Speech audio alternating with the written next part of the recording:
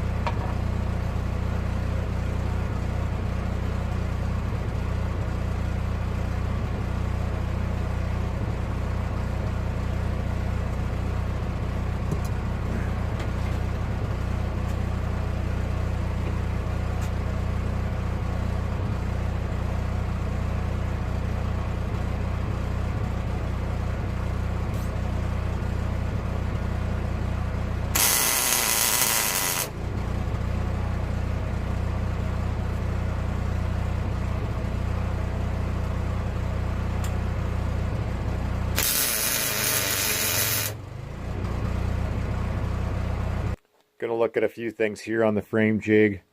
So you can kind of see the idea with the plumb bob and the center line of the frame.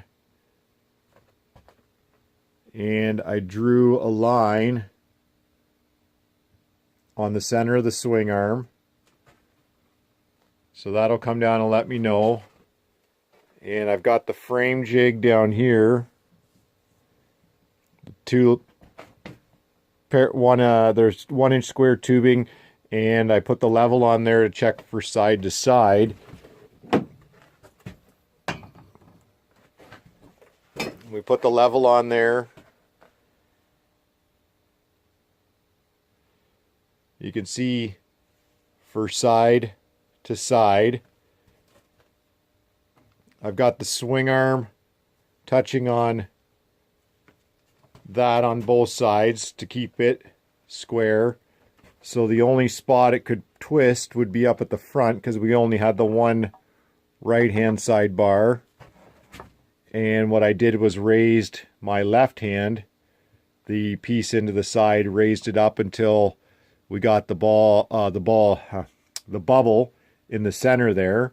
So we knew that we were level. We were level side to side. So this had to come up a little bit. And then the swing arm itself had to be moved like this so that that center line up here on the swing arm was centered as well, so that we should have the swing arm should be fine side to side and side to side. Obviously, we're still going to have the adjusters here, and we can make sure that our vehicle alignment is correct when the time comes.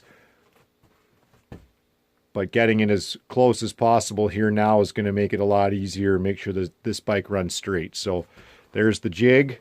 It's kind of a living creature. It's part of the build, but it's not a one-size-fits-all. So it's to keep everything referenced and square, a place to work off of. It's unique to each build. So the next thing that we're going to do is I have decided that I am going to cut the neck, and I'm going to give it 4 more degrees over stock, just to give it, it's still going to have good trail. It's going to be a little bit more raked, and then I'll have to shorten the forks to get the ride height that I want. So there's the jig, and that's where we're at for the swing arm today. You can see it moves up and down nicely, and it's going to be good and square.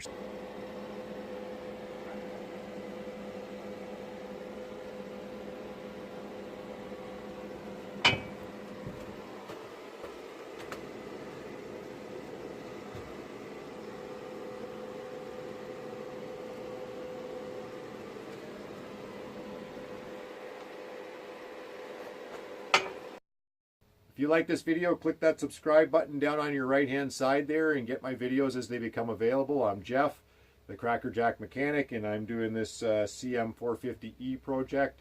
If you like what you saw, click subscribe, leave a comment. I greatly appreciate it. Thanks for watching.